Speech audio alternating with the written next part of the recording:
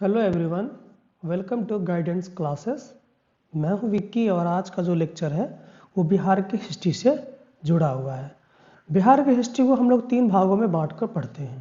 पहला ancient history of Bihar, दूसरा medieval history of Bihar और तीसरा मॉडर्न हिस्ट्री ऑफ बिहार। और आज का जो लेक्चर है वो है एंशियंट हिस्ट्री ऑफ बिहार से।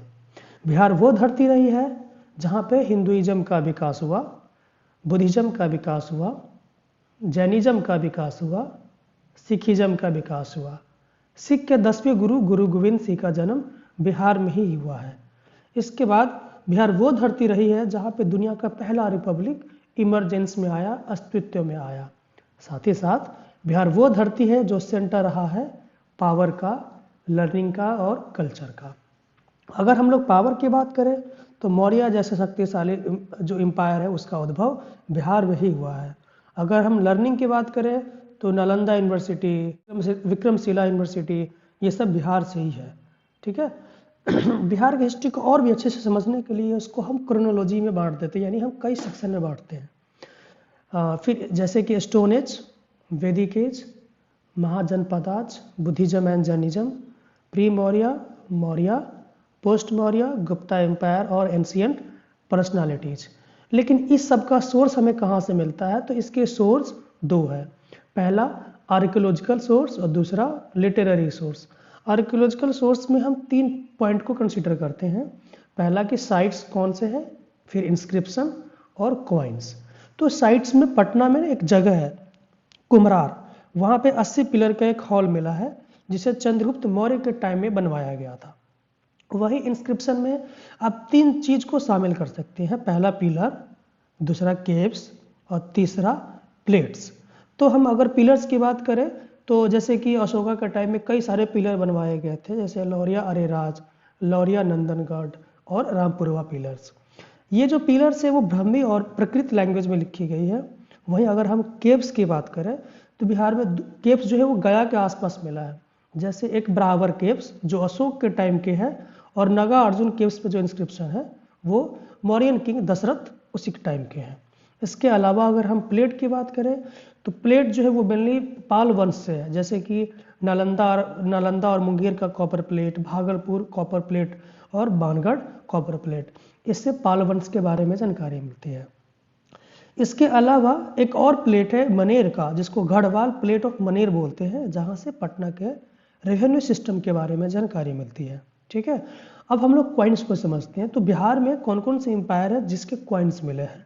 जैसे कि कुशाना एम्पायर के जो क्वाइंस है वो बक्सर और चेरान से मिला है। वहीं पे गुप्ता एम्पायर का जो क्वाइंस है वो आपको हाजीपुर से मिला है।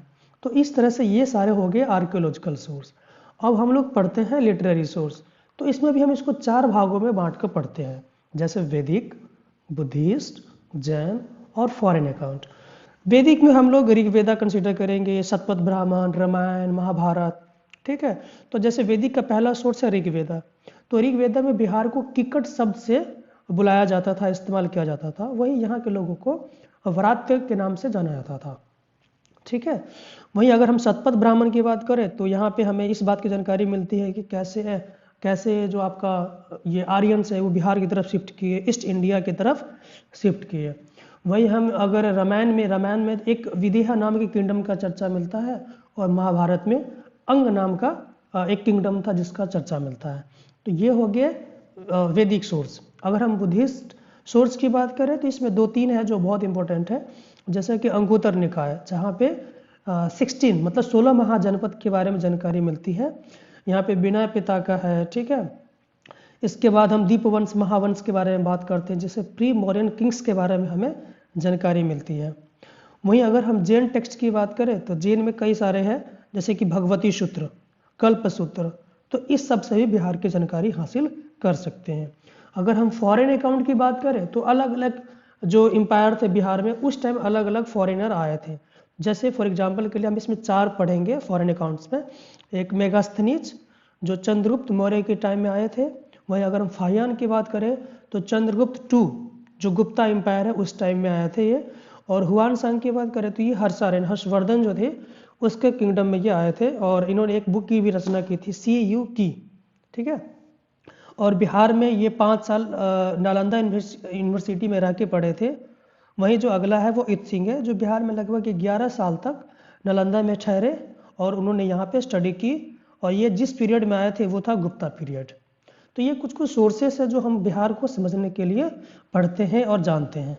ठीक है, अब अगला टॉपिक है अपने पास प्री हिस्ट्री। तो चूंकि हम लोग यहाँ पे स्टोन एज की बात कर रहे थे, तो स्टोन एज को हम प्री हिस्ट्री के अंदर कंसिडर करते हैं, क्योंकि प्री हिस्ट्री हम उस पीरियड को बोलते हैं जहाँ पे कोई भी लिखा हुआ कोई भी रिटन रिकॉर्ड्स नहीं है। उस समय जो मानव रहते थे वो गुफाओं में रहते थे और हंटिंग और गैदरिंग इनका मुख्य पेशा हुआ करता था, यानी जीवन बहुत कठिन था। तो इसको हम प्री हिस्ट्री को या स्टोन एज को हम लोग 4 भागों में बांटकर पढ़ते हैं। पहला है पैलियोलिथिक एज, दूसरा मेसोलिथिक एज, तीसरा नियोलिथिक एज और चौथा चैल्कोलिथिक एज। पैलियोलिथिक एज में कुछ साइट्स इंडिया के पर्सपेक्टिव से भी पढ़ सकते हैं, कुछ बिहार के पर्सपेक्टिव से भी हम पढ़ सकते हैं। जैसे कि अगर पैलियोलिथिक साइट की बात करें इंडिया लेवल पे, तो ये आपको भीमबेटका की जो रॉक पेंटिंग है वहाँ पे मिलती है। भीमबेटका एक केव से एक्चुअली। ठीक है, अगर हम बिहार में बात करें तो ये आपको मिलता है मुंगेर में और नालंदा में। ठीक है, वहीं अगर मेसोलिथिक साइट्स की बात करें तो ये इंडिया लेवल पे भीमबेटका केव्स में ही पेंटिंग के टाइम में मिलती है ये चीज़ें। ठीक है, वहीं अगर हम बिहार की बात करें तो अगेन ये मुंगेर और नालंदा में मिलता है। यहाँ पे कुछ रॉक पेंटिंग भी पाई गई, जैसे कि नवादा, कैमूर और जमुई के जो हिल्स है, जो पहाड़ी है, वहाँ पे रॉक पेंटिंग हमें मिलता है मेसोलिथिक एज से। ठीक है, वहीं अगर हम नियोलिथिक एज की बात करें तो ये आपके 2 साइट्स मुख्य है, जैसे कि चिरांद जो सारण डिस्ट्रिक्ट में है वहाँ पे मिलता है, और चेचर जो वैशाली डिस्ट्रिक्ट में है वहाँ पे इसके आर्टिफैक्ट, इसके एविडेंस मिलते हैं। अगर हम नियोलिथिक एज में इंडिया की बात करें तो ये आपको मेहरगढ़ जो है एरिया वहाँ पे मिलता है। ठीक है, अब आते हैं चैल्कोलिथिक एज। तो चैल्कोलिथिक एज जो है आपको बिहार में मिलता है चिरांद यानी अगेन सारण में, वहीं मनेर पटना में मिलता है, इसके बाद चंपा भागलपुर, चेचर और कुतुबपुर वैशाली, सोनपुर और तारादी जो गया में मिलता है। तो ये कुछ लोकेशन है जहाँ पे ये अलग अलग जो स्टोन एज है उसके साइट्स और उसके आर्टिफैक्ट्स मिले हैं।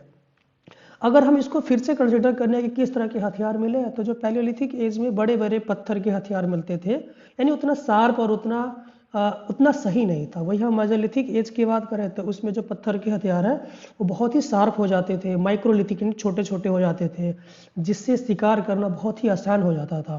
ठीक है, अब आती है नियोलिथिक एज में। तो नियोलिथिक एज में लगभग जो है डोमेस्टिफिकेशन जो है वो लगभग शुरू हो गया था, लोग जानवरों को पाल रहे थे, यहाँ पे एग्रीकल्चर कुछ लेवल तक शुरू हो गया था। नियोलिथिक एज में पॉटरी मिलती है यानी बर्तन मिलते हैं मिट्टी के। ठीक है, अगर हम चैल्कोलिथिक एज की बात करें तो यहाँ पे कॉपर का इस्तेमाल होना शुरू हो गया था। कॉपर हम कह सकते हैं कि अगर इंडिया लेवल पे अगर हम बात करें तो कॉपर वो पहला मेटल था जहाँ पे मानव ने इस चीज़ का इस्तेमाल किया। तो कॉपर और स्टोन दोनों को मिलाकर हथियार बनाए जाने लगे चैल्कोलिथिक एज में। ठीक है, तो इस चीज़ को अगर हम बिहार लेवल पे और भी अच्छे से लोकेशन वाइज चेक करें तो हम पढ़ सकते हैं, जो आपको याद करना बेहद आसान होगा।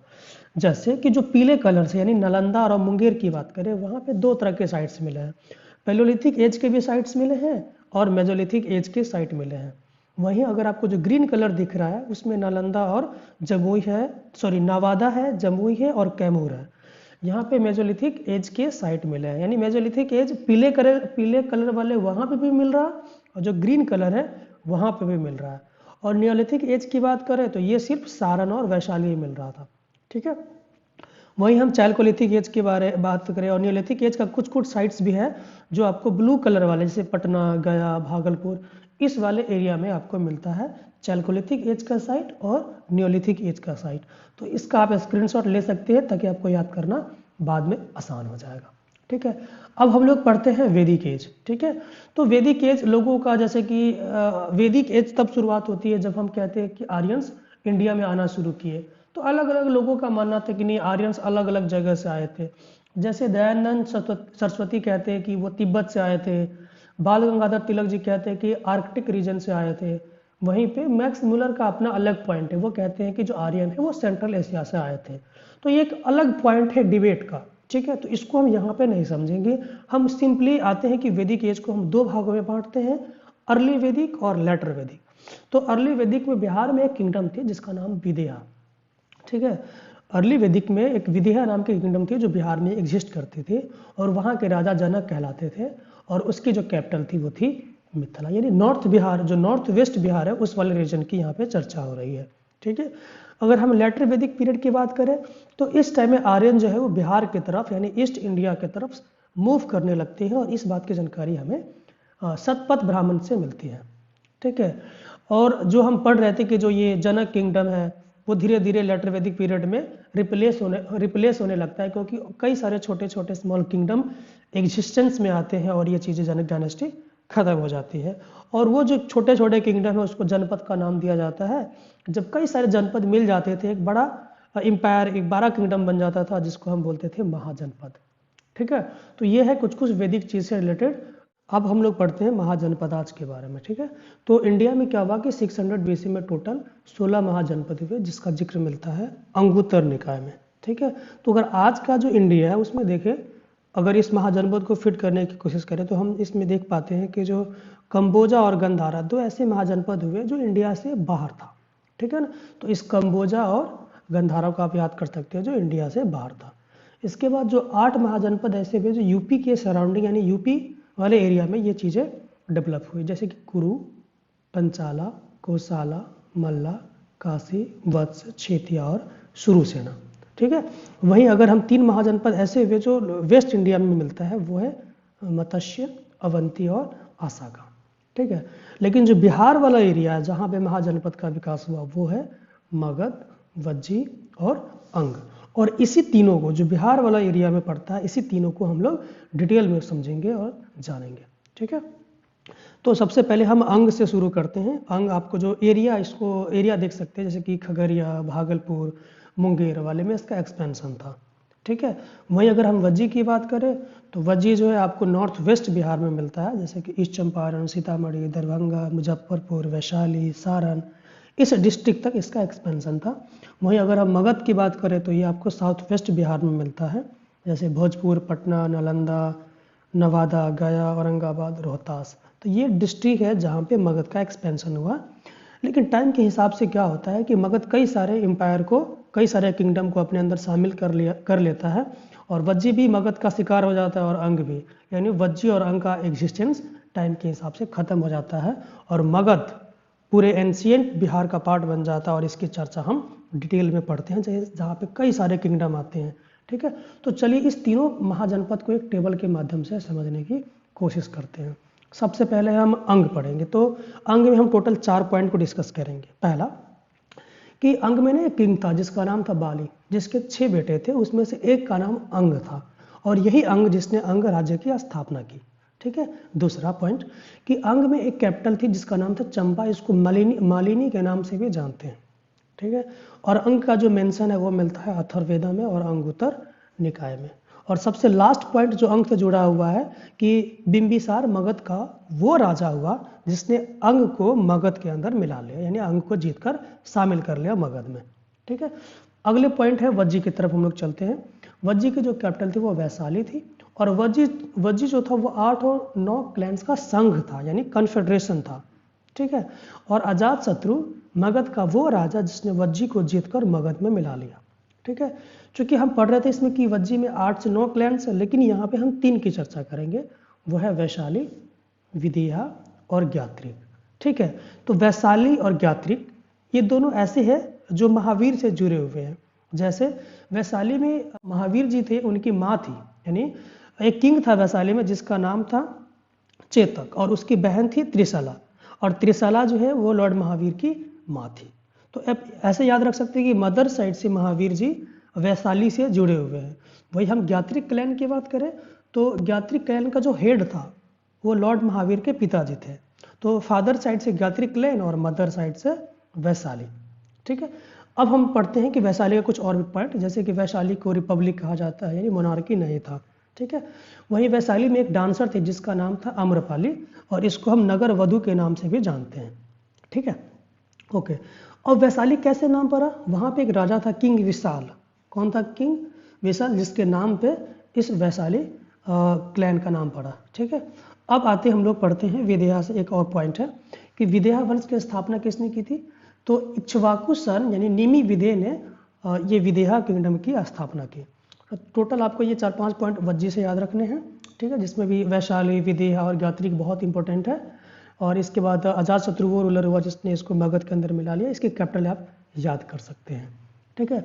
अब आते हैं मगध की तरफ। तो मगध से 3 पॉइंट मेन यहाँ पे देखने हैं, फिर हम नीचे की तरफ काफ़ी डिटेल में समझेंगे। इसके बाद हम देखते हैं कि जो मगध है उसमें इसकी स्थापना किसने की, तो बृहद्रथ डायनेस्टी ने इसकी स्थापना की थी, ठीक है। और इसकी जो कैपिटल थी वो 3 है, लेकिन यहाँ पे 2 लिखा हुआ है। इसकी कैपिटल हुई राजगीर, वैशाली और पाटलिपुत्र। तो आपसे पूछा जाएगा एग्जाम में कि वैशाली की कौन कौन से कैपिटल रही है, सॉरी मगध की, तो आप लिखोगे कि राजगीर भी कैपिटल थी, पाटलिपुत्रा भी कैपिटल थी और वैशाली भी मगध की कैपिटल रही है अलग अलग टाइम में, ठीक है। तो मगध को अगर हमें डिटेल से पढ़ना है तो इसको हम 4 भाग में बांट के पढ़ सकते हैं। जैसे कि प्री मौर्यन डायनेस्टी कौन कौन हुए जो मगध में रूल करते थे, मौर्य टाइम में कौन थे किंग जिसने इसको रूल किया, वही पोस्ट मौर्य में कौन कौन से डायनेस्टी आई जिसने मगध पे रूल किया, और लास्ट में हम लोग गुप्ता एम्पायर का जिक्र करते हैं और इस तरह से मगध का हम पूरा डिटेल समझते हैं, ठीक है। तो आइए इस चीज़ को थोड़ा सा और भी अच्छे से समझते हैं। तो चलिए शुरू करते हैं। वो प्री मौर्य, प्री मौर्य में आपको टोटल 4 डायनेस्टी को याद करना है। Brihadratha dynasty, Haryanka dynasty, Shishunaga dynasty और नंदा डायनेस्टी, ठीक है। तो इसको याद करना बेहद आसान है। ह, सी और न, हसीन मतलब ह से हर्यंका, सी से शिशुनाग और नौ से नंदा डायनेस्टी, यानी बृहद्रथ हसीन है, ऐसे भी याद कर सकते हैं, ठीक है। तो सबसे पहले हम लोग समझते हैं बृहद्रथ डायनेस्टी को। तो इसमें आपको 3 किंग का नाम याद रखना है, पहला बृहद्रथ, दूसरा जरासंध और तीसरा रिपुंजय, ठीक है। तो बृहद्रथ तो फाउंडर हो गया इस डायनेस्टी का, इससे 1 पॉइंट, ठीक है। और जरासंध में हम जानते हैं कि जरासंध का जो जिक्र है वो आपको महाभारत में मिलता है, जहाँ पे भीम ने मल्ल युद्ध में जरासंध को हरा दिया था। तो जरासंध कौन था, तो जरासंध बृहद्रथ का पुत्र था, ठीक है।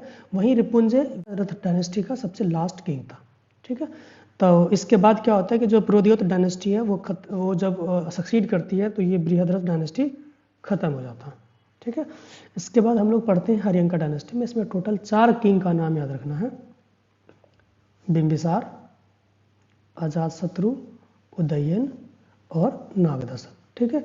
तो आपको क्या करना है कि जो बिंबिसार है उसे पॉइंट याद रखना है कि ये फाउंडर था, ठीक है। इसके बाद इसने कैपिटल एस्टेब्लिश किया राजगीर में, ठीक है। इसके बाद इन्होंने एक पॉलिसी अपनाई थी जिससे इनका राज्य और फैलता गया, वो पॉलिसी था पॉलिसी ऑफ मैरिज अलायंस, ठीक है। तो ये अलग अलग, जैसे कि इसकी पहली वाइफ थी वो कुशाला देवी थी, ठीक है, वो कुशाला प्रिंसेस थी। इसके बाद अगर इसकी दूसरी वाइफ की बात करें तो वो छेलना थी जो लिच्छवी की प्रिंस थी। अगर तीसरी वाइफ की बात करें तो ये छेमा थी जो मदरा कल्याणी पंजाब में पड़ता है, वहाँ की वो प्रिंस थी। तो ये अलग अलग प्रिंसेस से शादी किए ताकि इनका राज्य का विस्तार हो सके। इसके बाद बिंबिसार से एक बहुत पॉइंट जो बेहद ज़रूरी है वो है कि चूँकि हम जानते थे कि अवंती एक अलग महाजनपद था जिसका मगध के साथ हमेशा राइवल नेचर था और हमेशा सीरियस प्रॉब्लम होती रहती थी दोनों के बीच में। यही वजह है कि दोनों के बीच में जब फाइट होती है तो, लेकिन ये फाइट बहुत जल्दी दोस्ती में कन्वर्ट हो जाता है और मगध और अवंती दोस्ती में कन्वर्ट हो जाती है, जिसमें हम ये देखते हैं कि जो बिंबिसार है अपना जो रॉयल फिजिशियन जीविका, ठीक है, ये है जीविका जिसको उज्जैन भेजते हैं, और उज्जैन क्या है अवंती का कैपिटल था, ठीक है। तो वहाँ के राजा जो थे वो चंद प्रियोदता थे जहाँ पे ये इलाज करने के लिए भेजते हैं, ठीक है। तो आपको 4 पॉइंट, बिंबिसार से फाउंडर थे, कैपिटल रही Rajgir, policy of marriage alliance, और लास्ट में एक जीविका नामक फिजिशियन को भेजता है चंद प्रियोदता को इलाज करने के लिए जो अवंती का राजा था, ठीक है। इसके बाद अजातशत्रु, अजातशत्रु के से एक पॉइंट इंपॉर्टेंट है कि इसके टाइम में बुद्धिस्ट काउंसिल हुआ था, फर्स्ट बुद्धिस्ट काउंसिल, क्योंकि 4 बुद्धिस्ट काउंसिल होते हैं जिसमें से पहला अजातशत्रु ने करवाया था। उसके बाद उदयन से जो पॉइंट इंपॉर्टेंट है यह है कि इन्होंने पाटलिपुत्र की स्थापना की और इसको अपना कैपिटल बना दिया। और वही हर्यंका डायनेस्टी का जो सबसे लास्ट किंग है वो है नागदशक, ठीक है। तो आपको 4 किंग याद रखना हर्यंका डायनेस्टी में, बिंबिसार, अजातशत्रु, उदयन और नागदशक, ठीक है। अब आते हैं शिशुनाग डायनेस्टी में। तो शिशुनाग डायनेस्टी में आपको 3 किंग याद करना है, शिशुनाग, कालाशोका और नंदीवर्मन, ठीक है। तो शिशुनाग जो थे वो फाउंडर थे, इसके टाइम में जो कैपिटल वो वैशाली रही, ठीक है।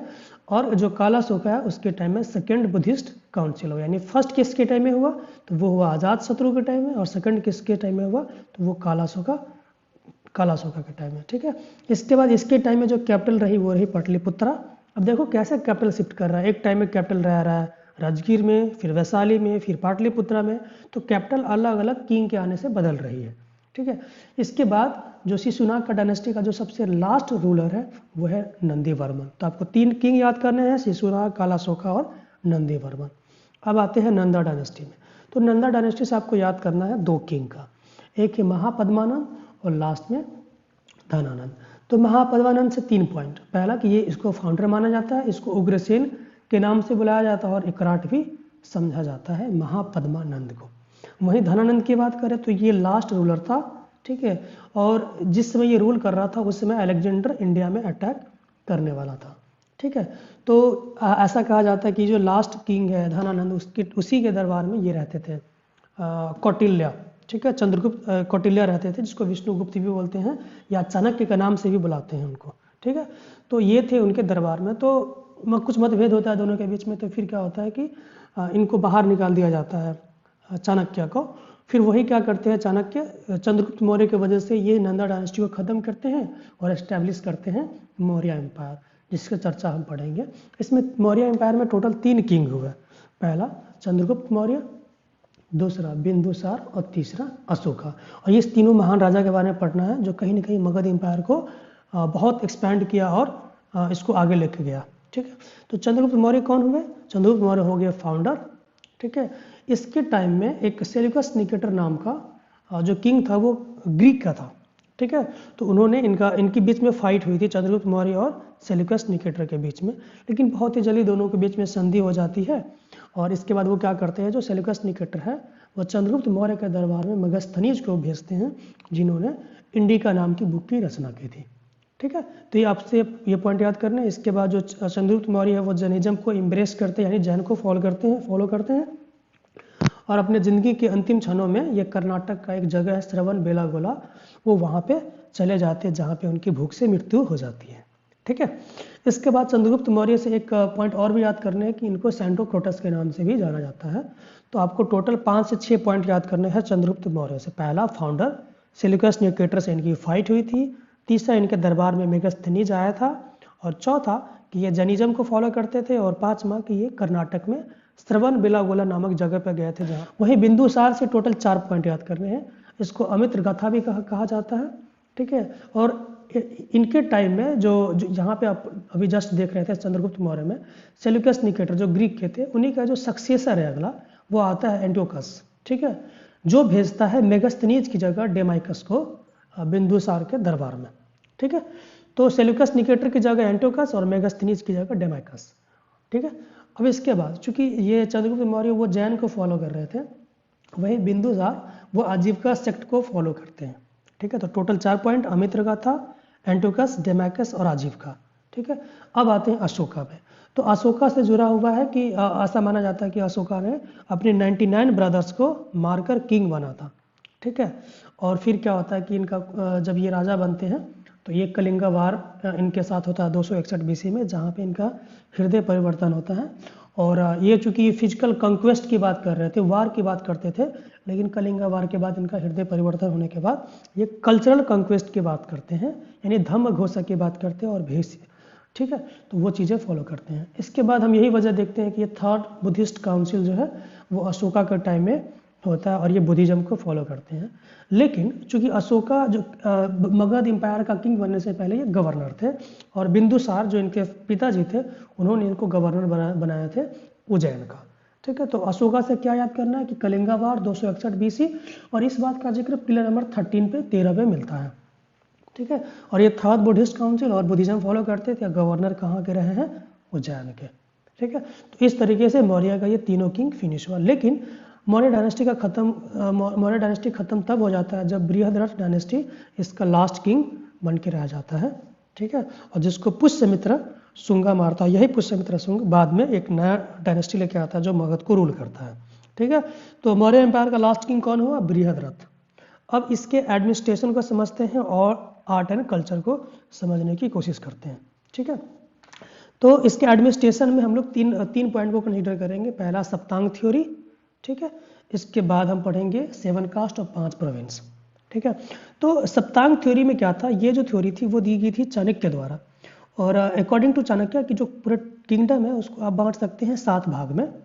पहला स्वामी यानी किंग, दूसरा अमत्य यानी मिनिस्टर्स, तीसरा जनपद यानी पीपल, चौथा दुर्ग यानी फोर्ट, पांचवा कोष यानी ट्रेजरी यानी संपत्ति, और जो छठा है वो बल यानी आर्मी, और जो सातवां है वो मित्र यानी एलाई।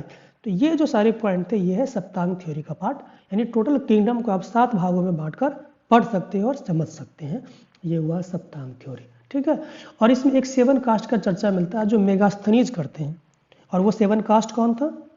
तो अकॉर्डिंग टू मेगास्थनीज कि फिलोसफर थे, फार्मर्स, सोल्जर, हर्ट्समैन, आर्टिजन और मजिस्ट्रेट और काउंसलर।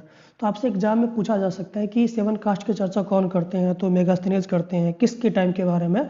तो मौर्य एम्पायर के बारे में करते हैं, ठीक है। चूंकि मौर्य एम्पायर था, एम्पायर मतलब इसमें कई सारे प्रोविंस होंगे, ठीक है। तो इसमें टोटल 5 प्रोविंस थे, और वो है उत्तरपंथ जिसकी कैपिटल थी तक्षशिला, अवंतीपथ जिसकी कैपिटल थी उज्जैन, प्राच्य पथ जिसकी कैपिटल थी तोसाली, दक्षिण पथ जिसकी कैपिटल थी सुवर्णनगरी, और मगध जिसकी कैपिटल थी पाटलिपुत्र। तो ये टोटल 5 प्रोविंस आपको याद करने हैं मौर्य से, ठीक है। इसके बाद हम थोड़ा बहुत आर्ट एंड कल्चर को भी समझने की कोशिश करते हैं। मौर्य के टाइम में जो 3 पॉइंट है वो है केव्स, पिलर और स्कल्पचर, ठीक है। तो इसमें 2 केव्स का चर्चा मिलता है, पहला ब्रावर केव्स और दूसरा नागार्जुन केव्स। तो ब्रावर जो केव्स है वो अशोका के टाइम में, वही नागार्जुन केव्स वो आपको दशरथ थे, वो मौर्य किंग ही थे जिन्होंने वहाँ पे इंस्क्रिप्शन करवाई थी केव्स में, वो था नागार्जुन केव्स, ठीक है। अब आते हैं पिलर के बाद। तो अगर इसको डिस्ट्रिक्ट वाइज देखिए तो जो लौरिया अरेराज है वो आपको मोतिहारी में मिलता है, वही लौरिया नंदनगढ़ और रामपुरवा है, ये जो पिलर है वो आपको वेस्ट चंपारण में मिलता है, ठीक है।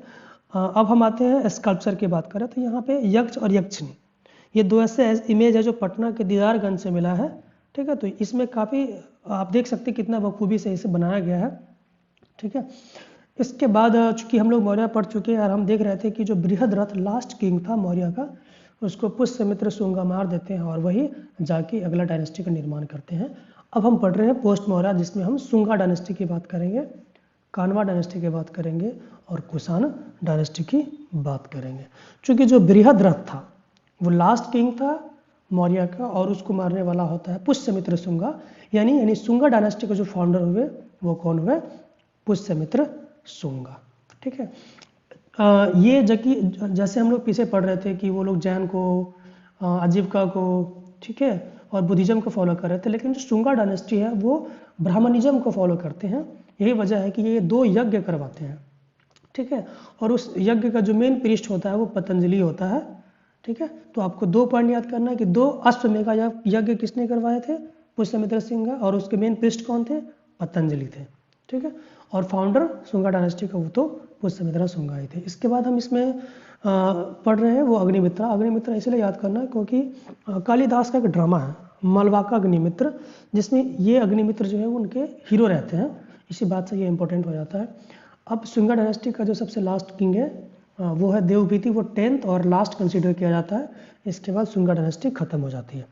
शुंगा डायनेस्टी से आपको 3 किंग पुष्यमित्र शुंगा, अग्निमित्र और देवभूति याद करना है। वहीं कानवा डायनेस्टी से आपको पढ़ने 2 किंग के बारे में, वसुदेव और सुशर्मन, ठीक है। तो वसुदेव जो थे वो फाउंडर थे, और जबकि सुशर्मन जो थे वो लास्ट किंग थे। बस इतना ही याद करने कि फाउंडर कौन थे और लास्ट किंग कौन थे, क्योंकि इसकी जिक्र ज़्यादा चर्चा बिहार में नहीं मिलती है। इसके बाद ये जो डायनेस्टी है सातवाहना डायनेस्टी के राइज होने से इसका खात्मा हो जाता है। इसके बाद हम पढ़ेंगे कुषाण डायनेस्टी। कुषाण डायनेस्टी से एक का याद करना है किंग का, वो है कनिष्का। कनिष्का क्या करता है? पाटलिपुत्र में अटैक करता है और यहाँ पे एक बुद्धिस्ट मॉन्क रहता है जिसका नाम है अश्वघोषा, उसको अपने साथ पकड़ कर ले जाता है, ठीक है। तो आपको इस तरीके से पोस्ट मौर्य पढ़ना है। अब आइए हम लोग पढ़ते हैं गुप्ता डायनेस्टी के बारे में। जैसे कुषाण एम्पायर खत्म हो जाता है, इसके बाद गुप्ता डायनेस्टी का इमरजेंस आता है, एग्जिस्टेंस में आता है ये, ठीक है। बिहार और यूपी वाले एरिया में इनका मुख्य विस्तार रहता है। गुप्ता एम्पायर को हम लोग गोल्डन एज ऑफ इंडिया भी कहते हैं, क्योंकि ऐसा माना जाता है कि इसके टाइम में काफ़ी आर्ट एंड कल्चर काफ़ी डेवलप हुए थे, जो पुराने एपिक्स थे उसको फिर से लिखे गया था, ठीक है। तो चलिए शुरू करते हैं गुप्ता डायनेस्टी। इसमें जो पहला रूलर है वो है श्रीगुप्त। इससे एक पॉइंट कि ये फाउंडर थे गुप्ता डायनेस्टी का। इसके बाद आता है घटोत्कच, जिसके बारे में ज़्यादा पढ़ना नहीं है, ठीक है। इसके बाद आते हैं चंद्रगुप्त वन। तो चंद्रगुप्त वन से 3 पॉइंट याद करने हैं कि इनको महाराजा धीराज की संज्ञा दी जाती है। इन्होंने गुप्ता एरा की शुरुआत की थी 319 AD में, ठीक है। और साथ ही साथ इसका जो मेन पॉलिसी था वो था मैट्रिमोनियल एलायंस, ठीक है, जिसके तहत ये लिच्छवी के प्रिंस से शादी करते हैं जिनका नाम होता है कुमार देवी, ठीक है। और इससे इनको क्या फ़ायदा होता है कि ये बिहार और यूपी वाले एरिया को कंट्रोल करने लगते हैं। तो 3 पॉइंट चंद्रगुप्त वन से, महाराजा धीराज इनको कहते हैं, गुप्ता एरा और मैट्रिमोनियल एलायंस के तहत इन्होंने अपने राज्य का विस्तार किया, जिससे बिहार और नेपाल को कंट्रोल करना आसान हो गया, ठीक है। अब पढ़ते हैं समुद्रगुप्त के बारे में। तो समुद्रगुप्त के बारे में जो V.A. स्मिथ है, इनको इंडियन नेपोलियन की संज्ञा देते हैं, ठीक है।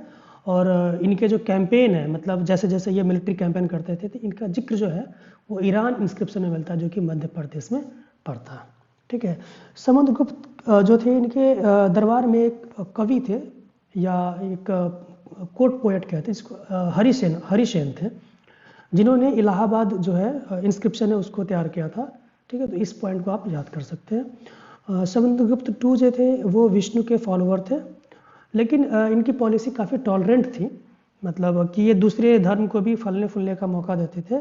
इसका बेस्ट एग्जांपल आप देखा जा सकता है कि जो बुद्धिस्ट किंग मेघवर्मन थे, जो श्रीलंका के थे, उनको इन्होंने अलाउ कर दिया था कि आप बोध गया में मोनास्ट्री बना सकते हैं, ठीक है। इसके बाद समुद्रगुप्त से एक पॉइंट और भी है कि इसको कविराज की संज्ञा दी जाती है। ऐसा क्यों? क्योंकि इनकी दिलचस्पी बहुत ज़्यादा थी, ये खुद भी लिखते थे, ठीक है, कविता लिखते थे, म्यूजिक में इनकी दिलचस्पी थी, तो पोइट्री में इनकी दिलचस्पी होने की वजह से इनको कविराज की संज्ञा दी जाती है। तो आपको 3 से 4 पॉइंट याद करने हैं समुद्रगुप्त से। इंडियन नेपोलियन, ईरान इंस्क्रिप्शन में इनका जिक्र मिलता है, इलाहाबाद इंस्क्रिप्शन जो है वो हरिसेन द्वारा तैयार किया गया था, ये विष्णु के भक्त थे, और ये मेघवर्मन को इन्होंने अलाउ कर दिया था बुद्धिस्ट मोनास्ट्री को बनाने के लिए, ठीक है। अब आते हैं चंद्रगुप्त 2 से। तो चंद्रगुप्त 2 से भी 4-5 पॉइंट है। पहला कि इनके दरबार में नवरत्न हुआ करता था, और जो सबसे इम्पोर्टेंट थे वो थे कालिदास, ठीक है। इनके टाइम में फाहियान विजिट किए थे, ठीक है। चंद्रगुप्त 2 कैसे किंग बने, इसकी एक छोटी सी कहानी है कि इनसे पहले रामगुप्त जो थे वो किंग थे, ठीक है। लेकिन जैसे साका अटैक होता है तो रामगुप्त सरेंडर कर देते हैं, अपनी वाइफ को भी दे देते हैं, ठीक है। तो रामगुप्त की हार हो जाती है। लेकिन इनके जो छोटे भाई थे चंद्रगुप्त 2, वो आते हैं, वो साका को हराते हैं, और उनकी जो वाइफ है ध्रुवा देवी, उनको वो छुड़ा के लाते हैं और उनसे वो शादी कर लेते हैं।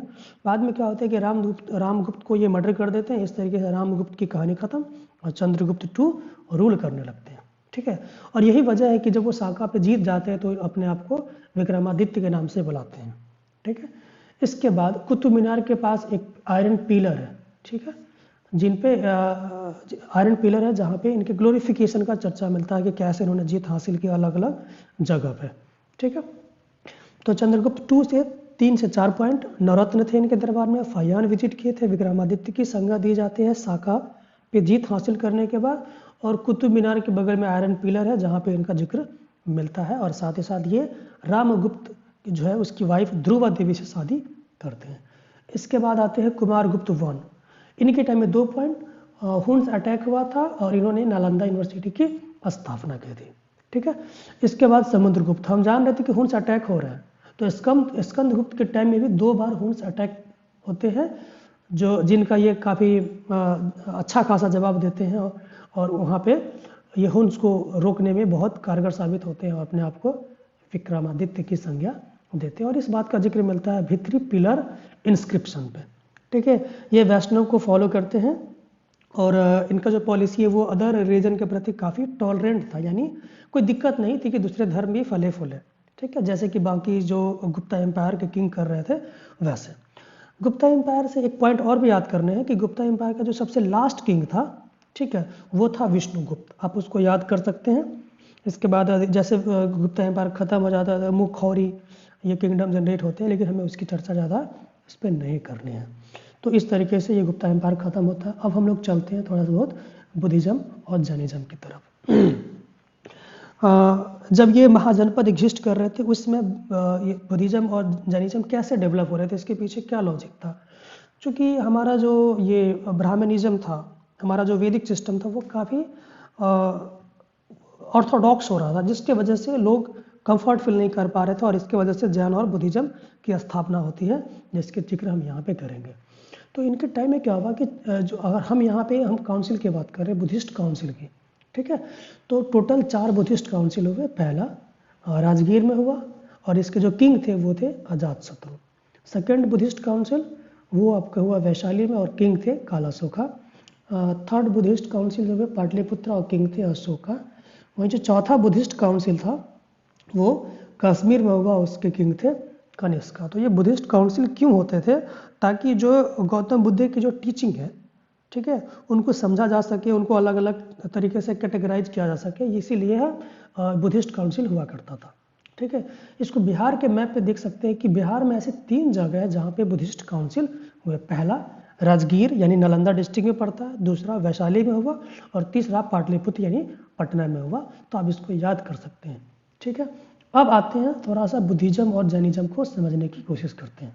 ठीक है, तो इसको हमने एक टेबल के माध्यम से रिप्रेजेंट करने का सोचा है ताकि आपको और भी आसान हो जाए याद करना, क्योंकि बुक में काफ़ी रैंडम वे में है जिसको याद करना काफ़ी टफ होता है। ठीक है, तो लेफ्ट साइड में बेसिस है पढ़ना, यहाँ पे जैनिज्म है। जैनिज्म जहाँ पे हम चर्चा करेंगे यानी महावीर की बात हम कर रहे हैं। ठीक है, और बुद्धिज्म जहाँ पे चर्चा करेंगे यानी गौतम बुद्ध की बात कर रहे हैं। ठीक है, तो कौन से क्लैन के थे महावीर जी? गात्रिक क्लैन के, जबकि गौतम बुद्धा शाक्य क्लैन के थे। बर्थ कहाँ हुआ था इनका?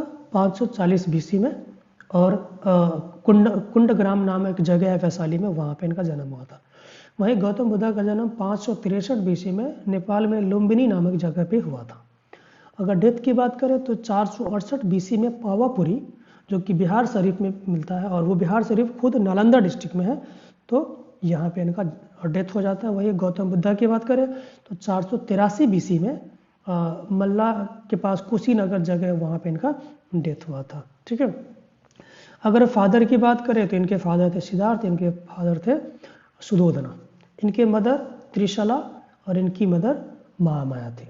ठीक है, वाइफ की बात करें तो इनकी जो वाइफ थी वो यशोदा थी, इनकी वाइफ यशोधरा थी।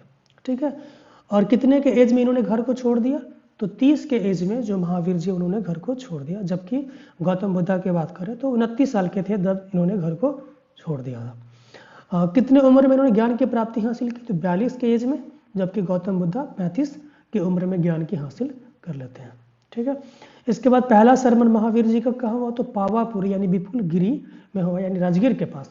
ठीक है, वहीं अगर हम गौतम बुद्ध की बात करें तो पहला इनका सारनाथ में सरमन होता है, यानी फर्स्ट टीचिंग कहाँ होती है? सारनाथ यूपी बनारस के पास में। इनका लास्ट जो टीचिंग है वो आपको वैशाली के पास में मिलता।